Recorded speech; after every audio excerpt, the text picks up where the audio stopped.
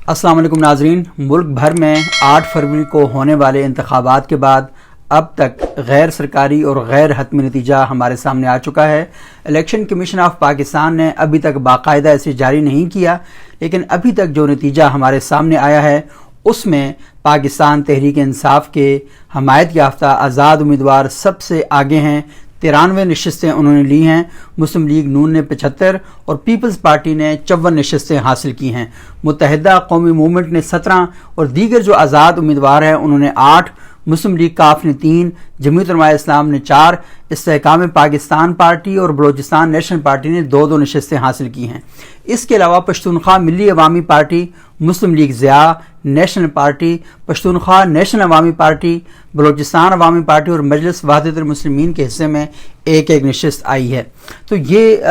जो पूरा स्नेरियो मैंने आपके सामने बताया कि जो पॉलिटिकल लैंडस्केप पर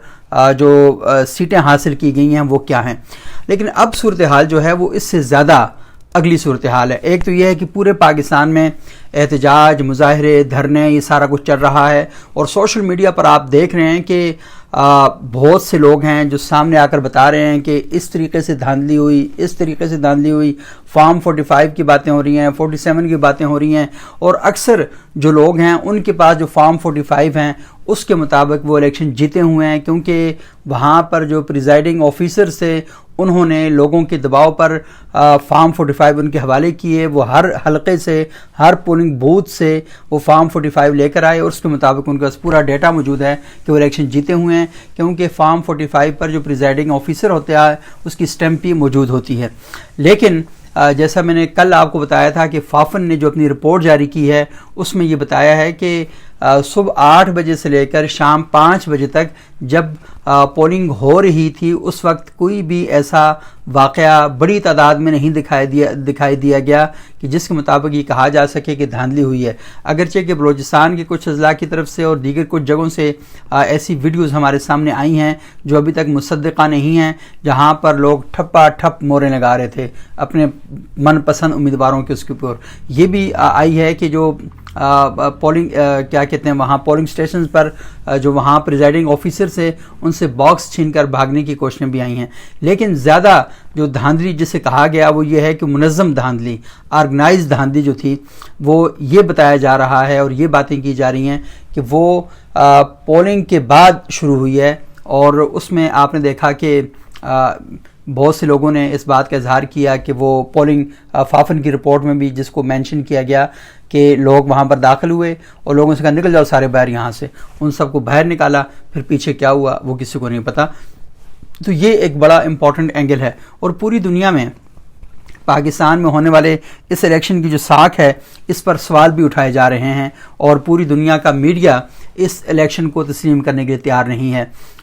इसके अलावा जो फॉरेन ऑब्जर्वर आए थे उनके भी बड़े गिले शिकवे थे, मिसाल के तौर पर कि इंटरनेट आपने जानबूझकर बंद किया, टेलीफोन बंद कर दिए, लोगों से राब्ते में प्रॉब्लम पेश आए और फिर इलेक्शन से पहले खान साहब को बल्ले का निशान नहीं दिया गया और उसके साथ साथ उनके जो उम्मीदवार थे वो गायब थे। 50% से ज़्यादा उम्मीदवार उनके गायब थे, वो मंजर आम पर ही मौजूद नहीं थे।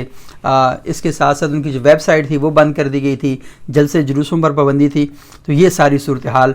इसकी वजह से आलमी बरादरी पाकिस्तान में होने वाले इन इंतखाबात की हैसियत पर एक और इनकी साख पर एक सवाल उठा रही है। अगरचे कि मुस्लिम लीग नून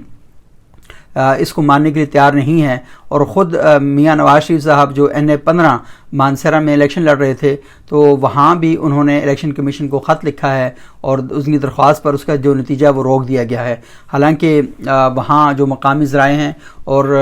क्योंकि 3 बड़े उम्मीदवार वहाँ से इलेक्शन लड़ रहे थे, शहजादा गुस्तासब तहरीक इंसाफ के जो जीत चुके हैं, मुफ्ती किफ़ायतुल्लाह जमीयत उलमा इस्लाम के जिन्होंने 30,000 के करीब वोट हासिल किए और वो और नवाज शरीफ साहब। तो मुफ्ती किफ़ायतुल्लाह साहब ने शहजादा गुस्तासब को मुबारकबाद दी और उनसे ये कहा जी कि मैंने ख़ुद देखा है तहरीक इंसाफ के नौजवान बड़े एक्टिव थे, बड़े भरपूर तरीके से इलेक्शन लड़ रहे थे, तो मैं उनको मुबारकबाद देने के लिए यहाँ पर आया हूँ। और ये रस्म सिर्फ वहाँ पर ही नहीं, अवामी नेशनल पार्टी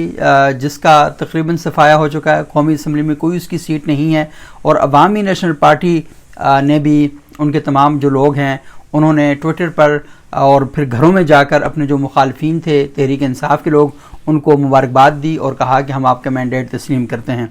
اس کے علاوہ خواجہ سعد رفیق ہیں اور کئی لوگ ایسے ہیں کہ جنہوں نے اس کو تسلیم کیا. کیا کہتے ہیں جاوید لونڈ جن کا تعلق پاکستان مسلم لیگ نون سے تھا, انہوں نے بھی اپنا ایک ویڈیو بیان جاری کیا جس میں انہوں نے کہا کہ مجھے کامیاب کیا جا رہا تھا تو میں نے ان سے کہا کہ مجھے اس طرح کی کامیابی نہیں چاہیے اور میں سیاسی آدمی ہوں اور میں اس طرح کی کامیابی کو پسند نہیں کرتا. تو انہوں نے اپنا جو تحریک انصاف کا بندہ تھا کہا جی کہ سیٹ آپ کی, آپ اس سیٹ کو سنبھالیں. تو سسٹم برے طریقے سے ایکسپوز ہوا ہے. صرف یہاں تک ہی نہیں, بلوچستان میں جو رئیسانی صاحب ہیں, جو پیپلز پارٹی کے ایک دور میں لشکر رئیسانی صاحب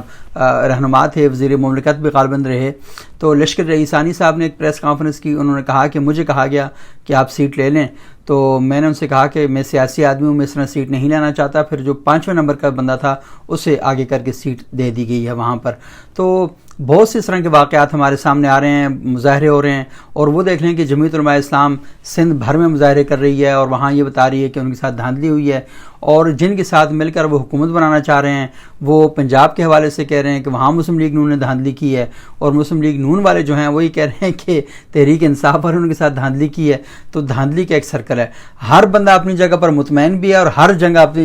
بندہ اپنی جگہ پر پریشان بھی ہے کہ اس کے ساتھ کیا ہاتھ ہو گیا. اب جو صورتحال ہے وہ صورتحال یہ ہے کہ گورنمنٹ کون بنائے گا. یہ جیسی بھی گورنمنٹ ہے, لیکن اب کسی کو گورنمنٹ تو بنانی ہے. آپ نے 48 ارب روپیہ خرچہ کیا ان انتخابات پر کہ مرضی کے نتائج حاصل کیے جائیں, اور مرضی کے نتائج آپ کو پھر بھی نہیں ملے. اور اب صورتحال یہ بن چکی ہے کہ مسلم لیگ نون اور پیپلز پارٹی جو تحریک انصاف کے لوگوں کو توڑ کر انہیں اپنی پارٹی سے کاٹ کر اپنے اندر شامل کر رہی ہے. اور آج آپ نے دیکھا ہے کہ وہ جو کیا کہتے ہیں لاہور سے جو وسیم قادر صاحب ہیں, جو تحریک انصاف لاہور کے جنرل سیکرٹری تھے,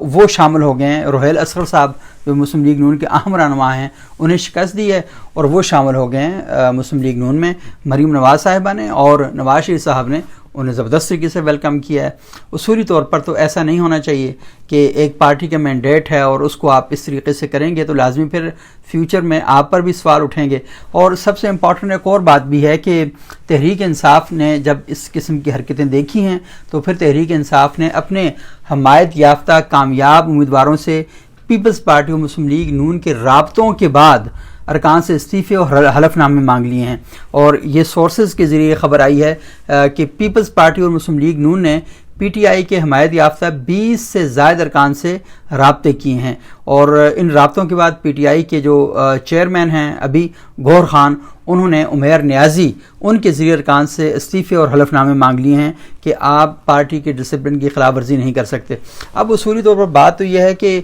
ٹھیک ہے کہ وہ پی ٹی آئی کے حمایت یافتہ تو تھے, لیکن الیکشن انہوں نے آزاد حیثیت میں لڑا ہے. جب انہوں نے الیکشن آزاد حیثیت میں لڑا ہے تو آپ انہیں مجبور نہیں کر سکتے. اخلاقی حوالے سے سوال تو ضرور پیدا ہوتا ہے, لیکن قانونی حوالے سے ان پر کسی قسم کا کوئی سوال نہیں پیدا ہوتا. لیکن صورتحال یہ پیدا ہو جائے گی کہ جب پی ٹی آئی کے یہ لوگ اس طریقے سے اپنا ضمیر بیچیں گے, فلور کراسنگ کریں گے, پارٹی چینج کریں گے, تو پھر شاید ان کے لیے ان کے اپنے حلقے میں جو مسائل ہیں وہ پیدا ہونے شروع ہو جائیں گے. اور آپ کے علم میں ہے کہ پہلے بھی اس طرح ہوا تھا کہ جن لوگوں نے فلور کراسنگ کرنے کی کوشش کی تھی ان کے لیے اپنے حلقوں میں جانا مشکل ہو گیا تھا. اور پھر اس کے بعد یہ جو بڑی پارٹیاں ہیں پیپلز پارٹی اور مسلم لیگ نون,